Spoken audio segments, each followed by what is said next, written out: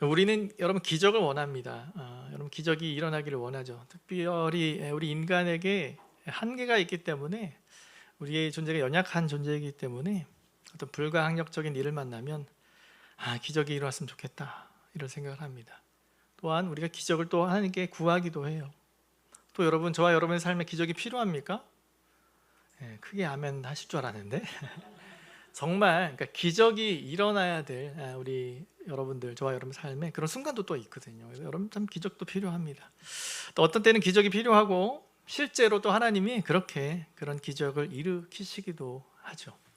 여러분 성경은요 기적의 책입니다. 기적의 책. 우리의 삶에 수 없는 기적을 이미 경험하신 분들도 많이 있으실 거예요. 그런데 여러분 성경이 초점을 맞추는 것은 뭐냐면 기적 자체보다 더 중요한 게 있다고 말하죠.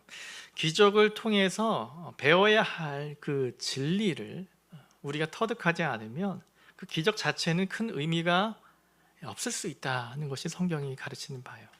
여러분 역사 속에서 이스라엘 백성들처럼 기적을 많이 경험한 민족은 사실 없어요. 광야를 지나는 동안에도 기적의 연속이죠.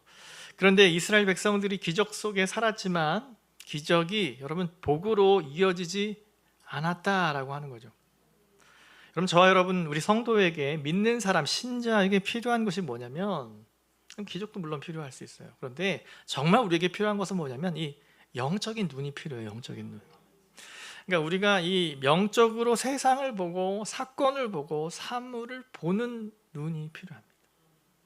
여러분 영적인 것을 그냥 일반적인 육안으로는 우리가 볼 수 없는 것이죠. 우리 영적인 이 눈이 열리지 않으면 엄청난 기적이 일어나도 저와 여러분의 삶에 큰 도움이 되지 않는다는 거예요. 이 주제를 한번 곰곰이 생각해 보시기 바랍니다.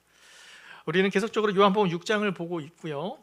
또 여러분 시작은 뭐였어요? 한 소년이 바친 보리떡 5개와 물고기 2마리로 5,000명 거론됐고요. 생각해보면 2만 명이 넘는 사람들이었죠. 12바구니가 남는 그런 역사적인 기적이었어요. 문제는 뭐였습니까? 이 기가 막힌 기적을 우리 주님이 행하셨는데 사람들은 예수님을 오해했다는 거죠. 여러분 쉽게 얘기하면 기적을 오해한 거예요. 이 기가 막힌 기적을 보고 사람들의 이 기적의 핵심을 놓쳤다라고 하는 것을 우리를 확인할 수 있었습니다. 요한복음 6장을 보면요, 여러분 페이퍼를 보시면 굉장히 긴 장이에요. 몇 절까지 있어요? 70여 절이 넘어요. 여러분 왜 이렇게 길까요? 여러분 왜 설교가 길고 왜 선생님 수업이 길어지죠? 못 알아들으면 그런 것 같아요. 주님이 이렇게 정말 중요한 내용을 막 가르쳐 주시는데 못 알아들으니까 막 길게 쓰시지 않았을까. 여러분 쭉 보시면 처음부터 끝까지 이 떡에 관한 문제의 주제가 있습니다. 그래서 여러분 성경을 쭉 읽어보신 분은요, 이 제목을 보고 그 내용이시구나 알 수 있어요. 여러분 오병이어 사건을 기점으로, 여러분 오병이어 사건이 좀 중요합니다. 왜 기적의 스케일이 커다 이런 차원이 아니라 그 사건으로 인해서 예수님은 말하자면 데뷔를 하게 돼요. 공생의 시간 중 자신의 모습을 대중에게 가장 많은 사람에게 노출시킨 사건, 그게 오병이어 사건이었거든요. 이 기적이 얼마나 큰 사회적 이슈가 됐겠습니까? 수만 명이 예수님이 제자들이 떼어주는 그 떡을 먹고, 당시 스마트폰 있었으면 인스타고 뭐고 난리 났을 거예요. 베드로가 뗐더니 나타나고 막 이런 일들이 얼마나 많은 사회적 이슈가 됐을까요? 한 뉴스죠. 여러분 그때부터 많은 사람들이 예수님에게 몰려들기 시작했다라고 성경은 말해요.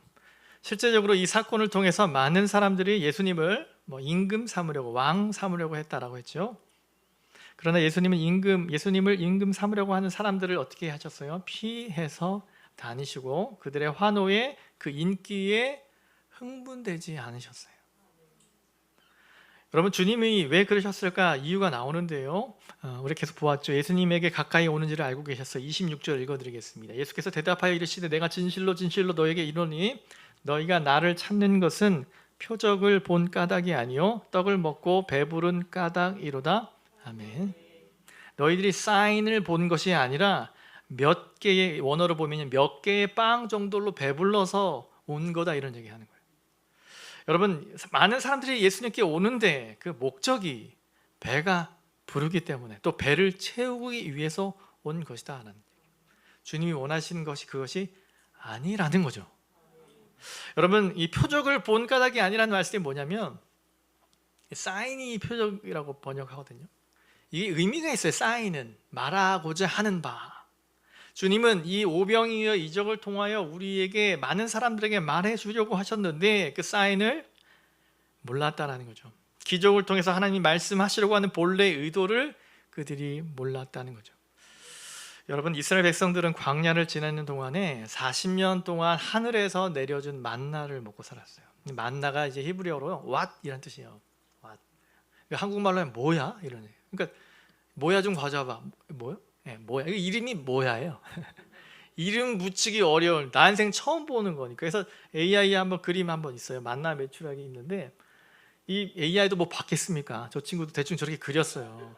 뭐 가시 같은 것이 밀가루인지 뭐 본 사람이 없으니 막 다 추측할 뿐입니다. 남아있지 않아요. 저것도 하루 지나면 유통기한이 다음날 되면 그냥 썩는데, 그러니까 본 사람이 없어요. 이름도 그냥 뭐야 이런 뜻이에요. 여러분, 자, 주님이 특별히 이스라엘 백성들에게, 그들이 이제 출애굽해서 광야에 살 동안에 40년 동안이나 이것을 먹었어요. 당시 역사의 최강국이었던 애굽의 바로 왕을, 파라오를 무릎 꿇게 하고 기적과 같은 역사를 수없이 여러분 거쳤잖아요. 성경을 보면 홍해도 뭐 바다도 가르고요. 이스라엘 백성이 남자만 20세 이상 남자만 거론하거든요. 60만 명이래요. 가장 많았을 때. 여자와 아이들을 다 넣으면 얼마 정도일까요? 200만 명이에요. 여러분, 200만 명이 매일 밥을 여러분 짓는다고 해봅시다. 200만, 여러분 그 프랑스 인구가 지금 210만 정도 된대요. 그러니까 프랑스 파리 인구가. 그러니까 파리에 사시는 분들을 매일 먹여야 돼요. 하나님이 뭐로 먹이셨어요? 아까 그런 만나와 메추리. 만나 먹으면 약간 단백질, 운동하는데 부족할 거 아니에요. 메추리, 여러분 아시죠? 메추라기. 닭보다 작은 그 친구들 외국에 가면 많더라고요. 치킨 맛이 나지 않을까요? 여하튼 뭐 삶아 드셨든 튀겨 드셨든 매일매일 드셨다. 몇만이요? 200만. 적어도 뭐 아이들 많이 낳았으면 그 이상이 되겠죠. 자, 매일 말하자면 파리 시민을 먹여 살린 거예요. 네, 기적이죠, 기적. 그러니까 오병이어는 사실 축에도 못 끼는 거예요. 네, 따지고 보면요, 수리적으로 보면요. 여러분, 하늘 문을 열고 만나와 메추기를 여러분 200만 명이 먹었다고 생각해 보세요. 여기 한 5천 명 먹이는 것도 보통이 아닌데 200만 명이 광야에서 하늘에서 만나와 메추기 내릴 때 아마 시커멓지 않았을까요? 눈처럼 막 하루 종일 내리지 않았을까요? 기적이죠, 기적. 또 여러분, 이스라엘 백성들만 경험한 게 있어요. 불기둥과 구름기둥. 당시엔 사막 기운이, 태양빛이 너무 뜨겁잖아요. 그러니 구름 기둥으로 그늘을 만들어. 이게 가만히 있는 게 아니라 이게 이동합니다. 주님이 그 길대로 따라갔던 거죠. 그거 뭐예요? 기적 아닙니까?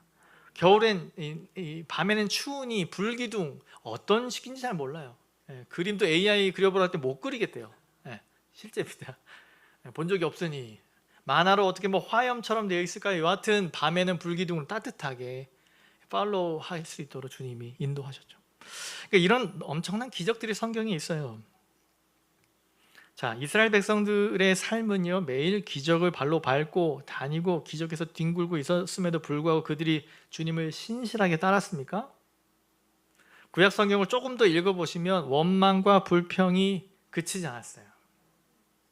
그래서 성경을 우리가 지금 이 상황에서 대한민국에서 성경을 읽어보면, 야, 얘네들 참 믿음 없다. 200만이 매일 먹는데, 냉장고 열면 늘 하나님 갖다 놓는데도 하나님 어디 있냐고 얘기하는 차원이니, 참 이럴 수가 있나. 여러분, 이 성경, 구약 성경은 이스라엘 백성에게 주셨습니까? 아니요, 대한민국 여러분에게 주신 말씀이에요. 무슨 얘기일까요? 성경을 읽다 보면 이해가 잘 안 될 수 있어요. 특별히 이스라엘 백성들의 이런 모습을 보면 참 이게 어떻게 된 사람이 이렇냐. 사실 여러분, 성경은요, 성경에 일어난 사건과 이야기는 이스라엘 얘기가 아니라 오늘 저와 여러분의 삶을 표현해 주는 거예요. 우리에게도 이러한 일이 일어난다는 것을 말하는 거죠. 우리 생각에는 그 정도의 기적이면 여러분 어떨까요? 부응하지 않겠어요? 쉽게 얘기하면. 자, 기도하더니 뒤에 있는 빵이 계속 넘쳐나요. 행구교회 왔더니 빵이 계속 넘쳐난대. 과거에는 뭐 금리빨이 뭐 어떻게 됐든 간에 이런 기적들로 만약 복음이 전파된다면 여러분 주님이 원하시는 것이 그것입니까? 아니라고 여러분 경건한 신앙인은 말할 수 있어야 돼요. 왠지 아세요? 인간은 그것으로 변하는 것이 아니에요. 여러분 인생에 우리 비슷한 기적을 한 번이라도 목도했다면 인생이 뒤집힐 것 같죠. 이런 사람이 주님 이 병을 낫게 하시면 제가 주님을 따르겠습니다. 보세요. 고쳐진 다음에 어떻게 하나님께 신실하게 사는지. 그런 분도 있지만 그렇지 않은 인생도 있다는 거죠. 여러분 기적 속에 살았지만 영적인 세계, 하나님을 신실하게 따르는 이 영적인 진도는 하나도 안 나간 거예요. 늘 그냥 더하기만 하고 있는 거죠. 40년 동안 이런 얘기 여러분 아시죠? 그냥 뱅뱅 하루 한 바퀴씩 도는 그런 의미 없는 삶을 산다는 거죠.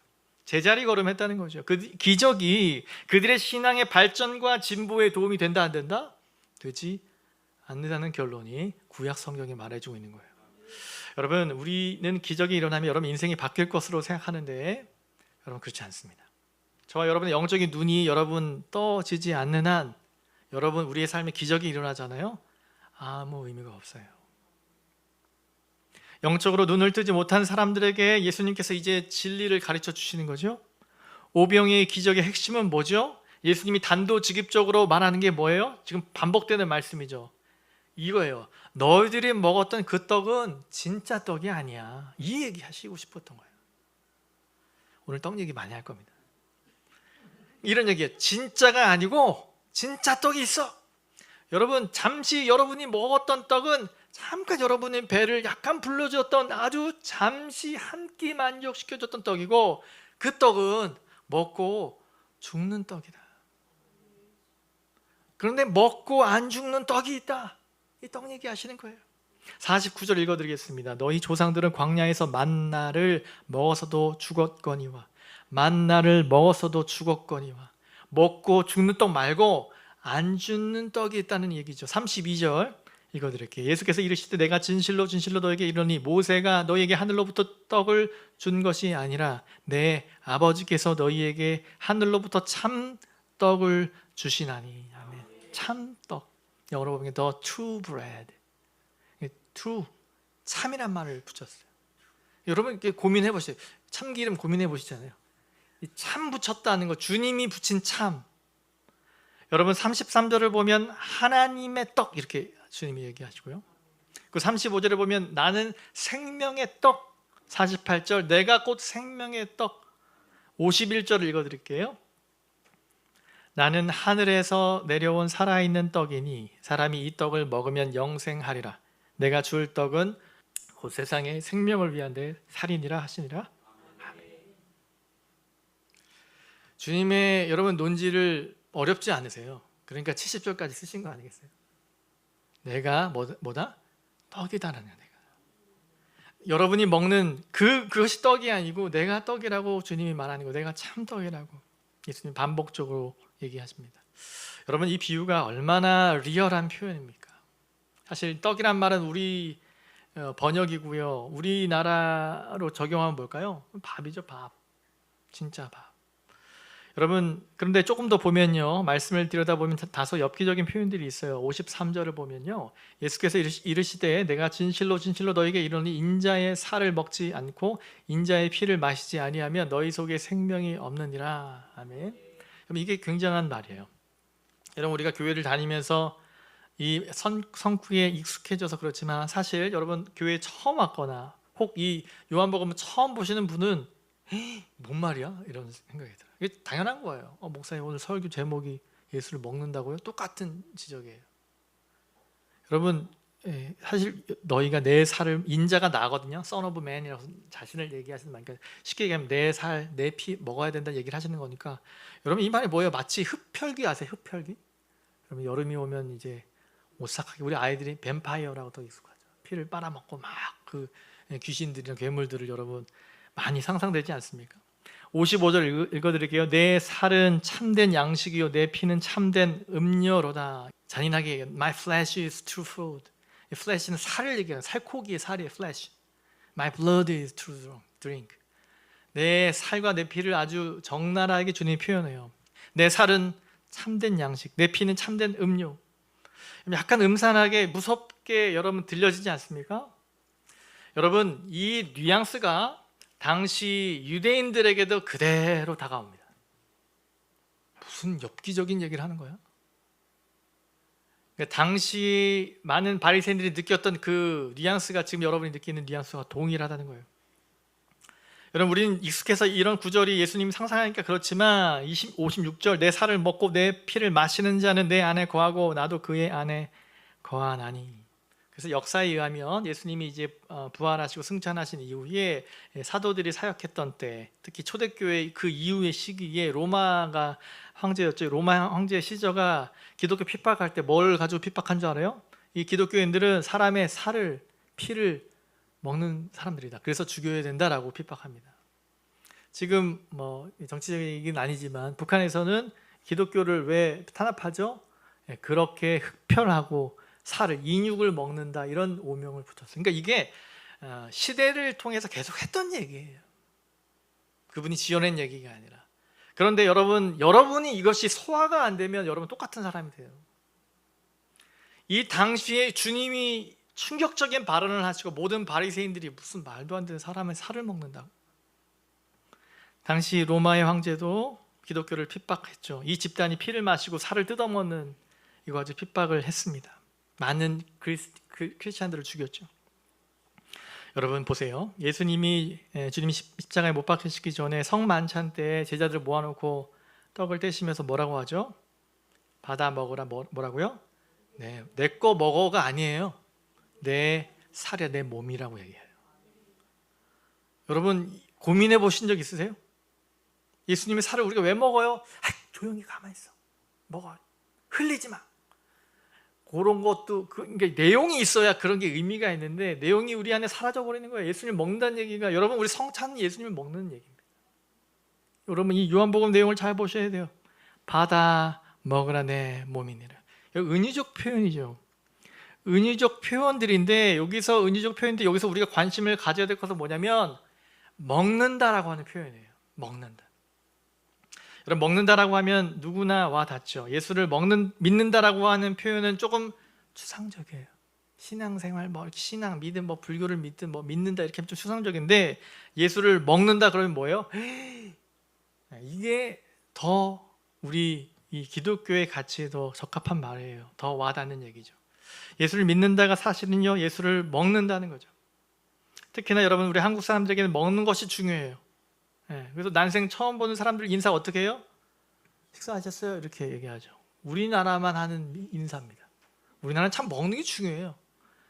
어디 갔다 왔어가 아니라 거기서 뭐 먹었어? 이렇게 얘기해요. 저도 이렇게 지내보니까 중요하더라고요. 어디 가서 뭘 먹고 왔는지. 여러분 아이들도 여러분 산수 수학 가르칠 때 뭐라고 해요? 이 비유로 먹는 게 많이 하죠. 이런 얘기 하잖아요. 사과 10개 있는데 3개를 먹었으니 몇 개 남았어? 그럼 아이가 뭐라 그래요? 3개 남았어 그랬대요. 아니 왜 3개가 남아? 우리 엄마가 먹는 게 남는 거래요. 그렇게 얘기했다잖아요. 특히나 대한민국의 교육법이에요. 우리나라는 늘 먹는 게 남는 거다. 얼마나 먹는 게 중요해요. 좀 힘들었던 과거도 있었으니까 그렇죠. 참 먹는 게 중요한 것을 우리 민족은 잘 알고 있는 거죠. 여러분 이 먹는 걸로 와 닿아요. 먹는 건 우리 참 잘 와 닿아요. 먹는 게 오늘 여기 내 살을 먹고 내 피를 마시는 자 안에 내 안에 거하고 나도 그 안에 거한다. 이 원색적인 표현이 저와 여러분의 신앙의 핵심적인 진리를 주님이 담고 표현을 하시는 거예요. 여러분 신앙은 먹는 겁니다. 예수님을 먹는다는 거예요. 먹는다는 표현은 뭡니까? 여러분 먹는다는 건 뭐를 의미합니까? 소화를 시키는 기능이 있죠.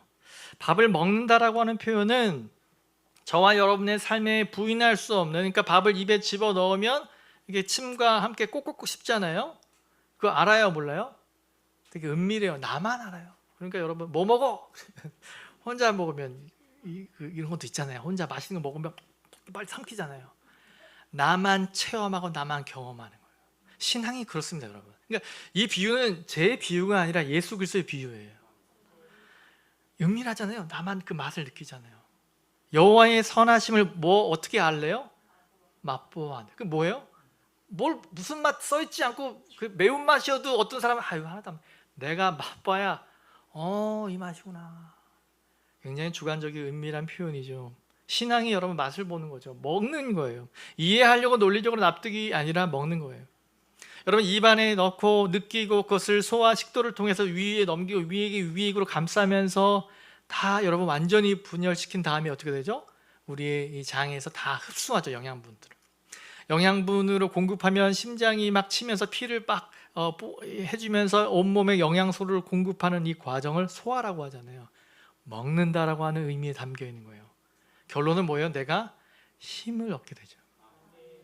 여러분 참 우리가 참 먹는 것에 중요한 시기가 됐어요. 미국의 영양학자 빅터 린들라가 You are what you eat 이 표현을 여러분 많이 들어보고 책도 있거든요. 당신이 먹는 게 당신이다 이런 얘기예요. 그러니까 여러분 손 한번 보세요. 손 한번 잡아보세요. 이렇게 옆에 말고 자기 한번. 어떠세요? 이게 뭐예요? 여러분 어제 먹은 거예요. 어제 뭐 드셨어요? 맛있는 거 드셔야 돼요. 그러니까 잘 드시고 잘 하시면 여러분 피부 이 모든 것이 사실 여러분이 드신 것들의 영양분으로 존재하는 겁니다.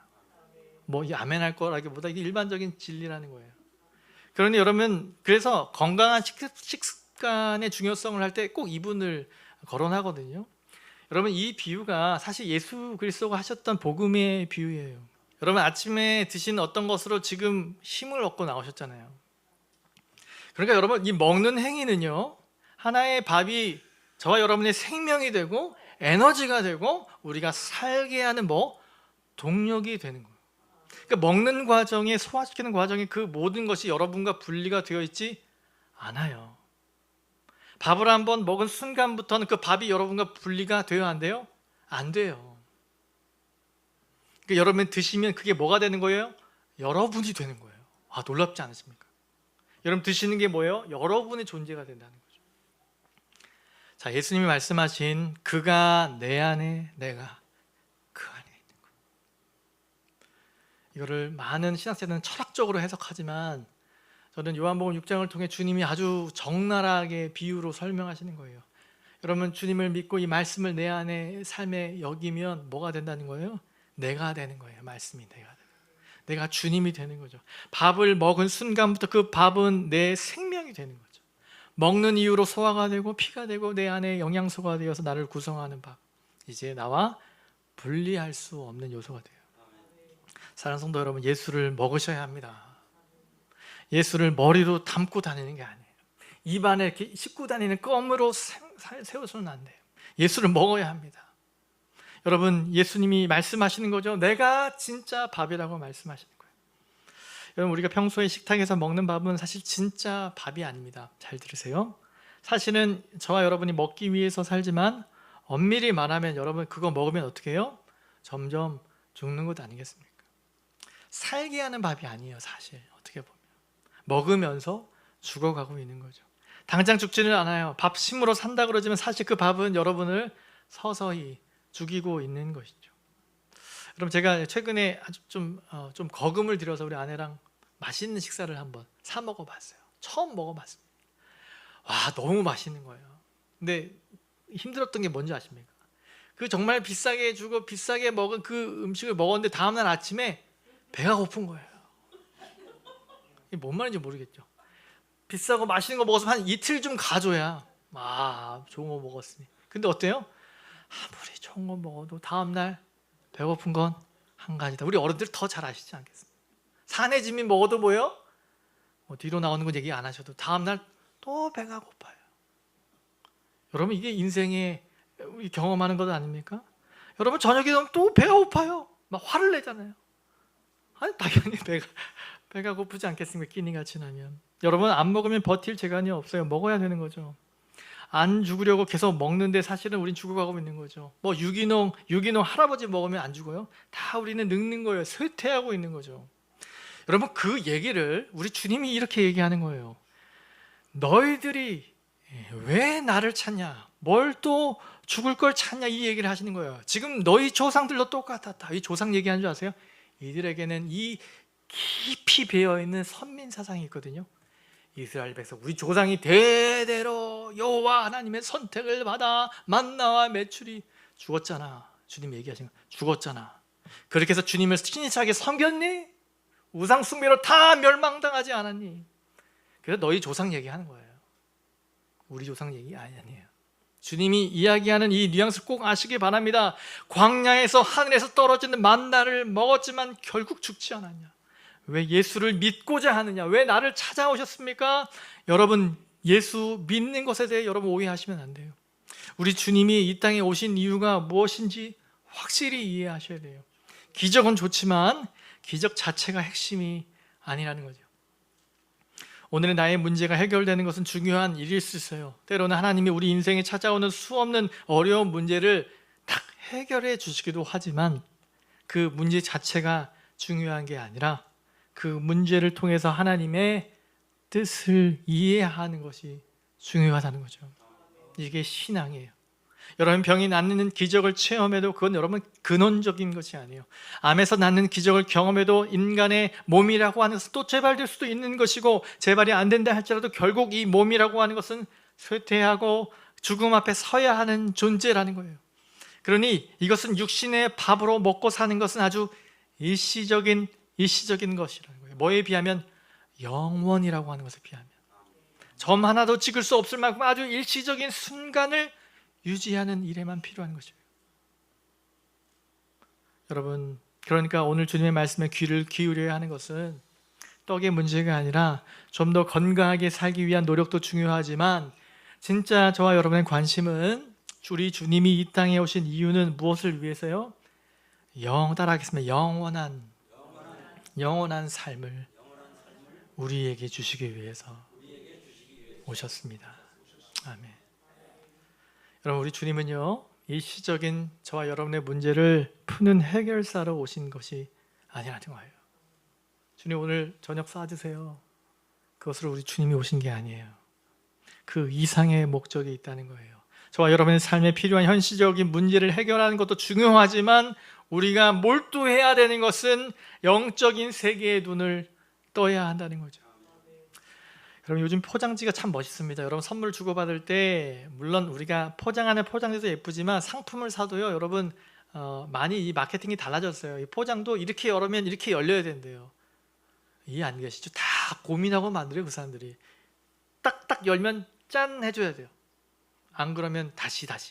박스도 여러분 이제 그런 박스들을 살면 뜯을 때부터 그런 것들이 있죠. 이런 포장지가 참 너무 멋있어요. 그래서 저는 개인적으로는 뭐 사면 이 박스를 안 버려요. 나중에 한 번에 모아서 버리지만 이게 아까워서. 참 멋진 것 같아요. 포장지가 선물인 것 같아요. 근데 어느 때 보면 참 멋지고 화려하죠. 근데 여러분 생각해 보세요. 아무리 포장지가 화려하고 멋있어도 중요한 건 뭐예요? 그 안에 있는 선물이 아니겠습니까? 또 선물 중에 선물은 뭘까요? 선물 자체보단 누가 주셨냐라고 하는 게 아닐까요? 오늘 이 이야기입니다. 오병이의 사건을 통해 떡은 다 먹었어요. 근데 이 떡이 지금 막 이 떡에 열광을 하는데, 누구나 더 달라고 열광을 하는데, 내일도 열광을 하는데, 주님의 관심은 뭐죠? 그 떡을 누가 줬느냐, 누가 주었느냐, 주신 그분이 누구냐라고 묻는 거예요. 그분에 대한 관심을 기울이라고 하는 것이 본질이에요. 이 떡을 주신 이분이 여호와 하나님이시구나, 메시아시구나, 우리의 구원자 되시는구나. 만약 이것을 붙들지 못하면 우리는 포장지만 붙잡고 있는 것과 똑같은 거죠. 여러분, 우리가 이 아침에 붙들어야 될 말씀 58절 읽겠습니다. 이것은 하늘에서 내려온 떡이니 조상들이 먹고도 죽은 그것과 같이 아니하여, 같이 읽겠습니다. 시작. 이 떡을 먹는 자는 영원히 살리라. 아멘. 성도 여러분, 순간적인 문제 해결에 너무 목을 매지 않게 되기를 바랍니다. 건강한 신앙은요, 지금 당장 좋은 것보다 나중에 좋은 것을 추구하는 사람이죠. 너무 쉽게 문제를 풀려고 하면 우상 숭배에 빠지기 쉬워요. 내 현실의 문제를 당장 해결해 줄 신을 찾으면 당연히 우상 숭배에 빠지게 되는 거죠. 힘들고 어려운 일이 닥칠 때 우리는 믿음으로 인내하며 하늘의 소망을 가지고 기다릴 줄 아는 그 삶의 훈련이 필요합니다. 신앙은요, 알라딘의 램프처럼, 도깨비 방망이처럼 여러분 원하는 대로 막 두드리면 해결해 줄 수 있는 것 같은 그런 삶이 아닙니다. 그렇게 되면 우리는 언제나 우상 숭배와 이단에 빠지게 되는 거예요. 여러분, 예수를 통하여 여러분 무엇을 얻고 싶습니까? 여러분, 예수 통해 무엇을 얻고자 합니까? 떡입니까? 아니면 참떡입니까? 여러분의 관심이 어디에 집중되어 있는가 보면 해답이 나와요. 무엇에 내 배가 고픈가?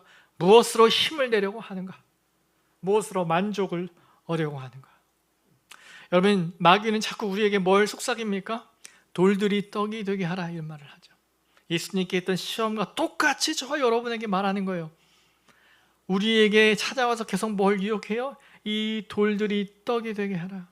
눈에 보이는 것마다 돈이 되게 하고 눈에 보이는 것마다 떡이 되도록 하는 그 유혹을 계속 속삭이는 거예요. 여러분, 세상에 자꾸 눈을 돌리게 하고 세상의 것으로 배를 불리도록 유혹을 하죠. 그때 우리 주님이 사단에게 뭐라고 하셨죠? 사람이 떡으로만 사는 것이 아니니라. 아멘. 여러분, 우리를 살리고 저와 여러분을 만족하게 하는 것은 하나님의 말씀인 줄 믿습니다. 이 경험이 우리를 만들어가요. 그러면 여러분, 밥을 먹을 때마다 이게 그냥 밥 먹는 게 아니라 밥을 먹을 때마다 우리가 연상해야 될 것은 뭐냐면 내가 이 밥을 먹지만 진짜 밥이 있다. 여러분, 하루 세 끼 밥을 먹을 때마다 진짜 밥이신 예수 그리스도를 잊지 않길 바랍니다. 그리스도를 먹어야 내가 산다라는 이 생각을 잊지 않고 사시길 바라요. 그때 영적인 눈이 열리게 돼요.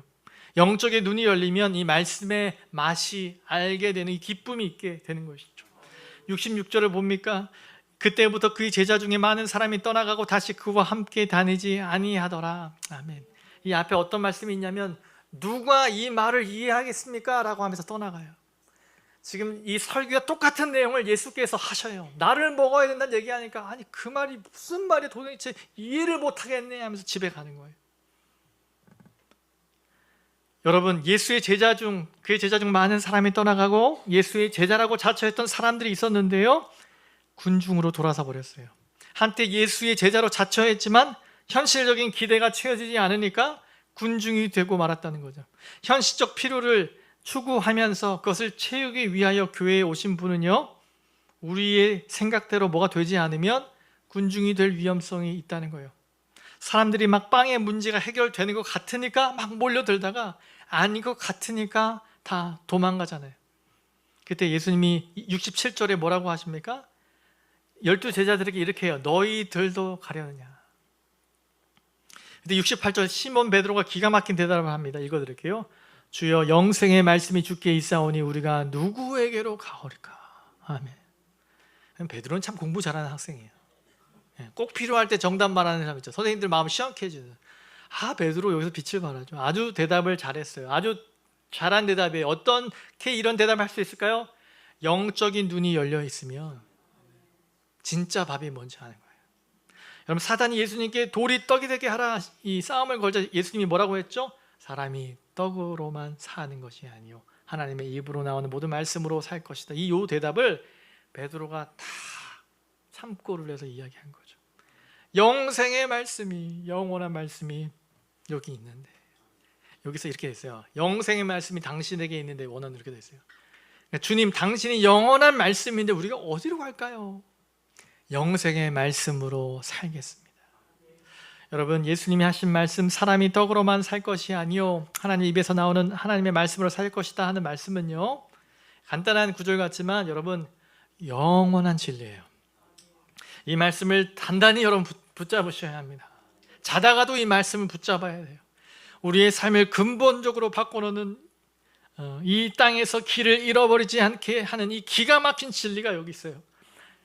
떡으로만 살 것이 아니다. 떡으로만 살 것이 아니다. 그 떡은 죽는 떡이다. 내가 하나님의 말씀을 붙잡아야 산다. 여러분, 신앙생활을 하면 할수록 우리 느끼는 거, 실감하는 게 뭐냐면 이 말씀의 위력입니다. 하나님의 말씀보다 더 강한 힘이 없어요. 우리 인생에 풍파가 막 몰아치면 이거 걷어내기 위해 기도하잖아요. 주님이 대부분 응답 안 하세요. 그 다음 말씀으로 우리를 연단하시죠. 이렇게 영안이 열리게 되면 이 말씀을 붙잡고 살기를 원하시는구나. 이 결론에 도달하게 되는 거예요. 그게 뭐예요? 사람이 떡으로만 살지 않고 주의 말씀으로 사는 방식인 거예요. 여러분, 나는 생명의 떡이다. 내 살은 참된 양식이다. 이 떡을 먹으면 영생하리라. 이 떡은 예수님이고 동시에 하나님의 생명의 말씀이라는 것이죠. 그러므로 예수님을 먹는다는 말은요, 생명의 말씀을 먹는다는 말이에요. 여러분, 사랑하는 성도 여러분, 하나님의 말씀을 먹으시기 바랍니다. 여러분, 먹는다는 것은 아까도 이야기한 것처럼 피가 되고 살이 되는 경험이 필요해요. 하나님 말씀을 열심히 잘 먹으면 힘이 나죠. 영적인 힘이 나요. 63절 이렇게 얘기합니다. 살리는 것은 영이니 육은 무익하니라. 내가 너에게 이른 말은 영이요 생명이라. 주님이 영과 육을 구분하시고 이런 얘기 하시죠.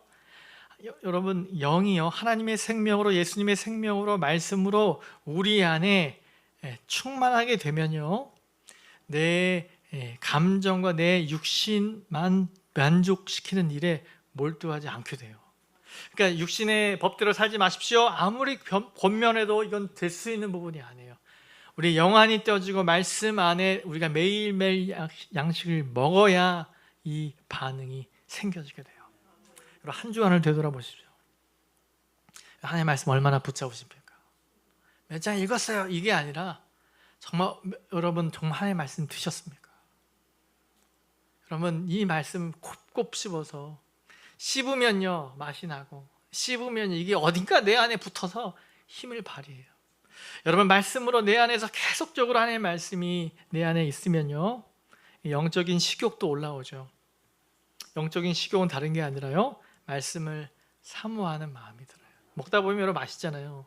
주의 말씀을 듣고 이렇게 살다 보면 인내하고, 사람들, 이번 주 한 주간 제가 기억나는 말씀은 사랑으로 섬기고 정의롭게 행동하라. 제가 그렇게 행하지 않더라고요. 그 말씀을 이렇게 씹으면서 다니는 거예요. 일하는 거예요. 대충 하지 뭐, 이런 세상 아닙니까? 내 말씀을 씹고 살면 대충 하지 말자, 주님 원하신 대로 살자. 이게 여러분, 사람이 떡으로만 살지 않은 길이에요. 말씀으로 사는 길입니다. 여러분이 처한 어느 자리이든 일터에서 여러분 이 힘을 발휘해야 되지 않겠습니까? 56절, 내 살을 먹고 피를 마시는 자는 내 안에 거하고 나도 그 안에 거하나니. 신비로운 말씀이지만 여러분 초코파이 먹고, 여러분 이 달달한 음료 먹고 여러분 몸 안에 어떻게 흡수되는지만 이해하실 정도 수준이 된다면 그냥 이해되는 거예요. 내가 주님을 온전히 모시고 말씀으로 충만해지면요, 내가 죽을 육신의 지배를 받지 않고 이 영생의 힘이 내 안에 들어와 흘러 넘치는 것을 경험한다는 거예요. 그럴 때 우리는 죽음의 위협과 지배 속에서도 짓눌리지 않는 그 힘과 능력이 있다는 거예요. 여러분, 참떡을 먹지 않으면요, 우리는 유리그릇 같습니다.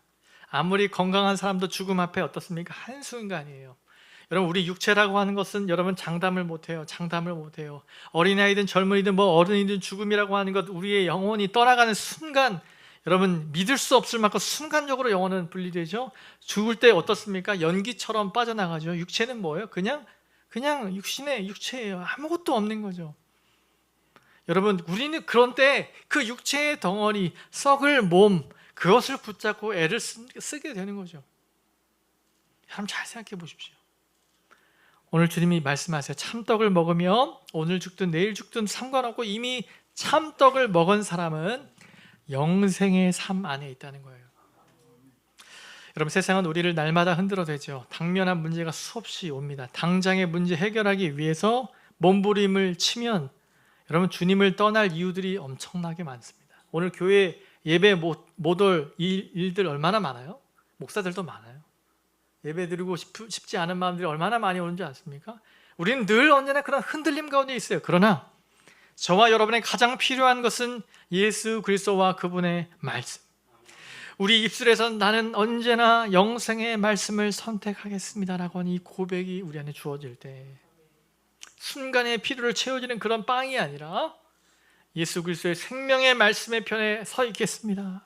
주님만이 나의 만족이고 기쁨입니다. 여러분, 이런 진실된 고백을 하는 사람이 정말 잘 먹고 잘 사는 사람인 줄 믿습니다. 여러분, 잘 먹고 잘 사는 비결은, 이 웰빙은 딴 게 아니에요. 영원히 사는 것 아니겠습니까? 영원히 사는 것. 진짜 기적은요, 지금 여러분의 배가 부르고 여러분 병이 낫고 여러분이 원하는 것이 이루어지는 게 아니라요, 우리의 육체는 언젠가는 죽게 되어 잠깐 후면 생명의 말씀이신 그리스도를 우리가 먹고 또 먹을 때 영원한 생명 안에 살게 되는 것이 진정한 기적이 아닙니까? 죽음의 힘에 조금도 위축되지 않을 수 있습니다. 부활의 생명이 저와 여러분을 붙들고 있는 것이죠. 진짜 떡은 예수 그리스도이십니다. 진짜 기적은 영생의 삶을 얻는 것입니다.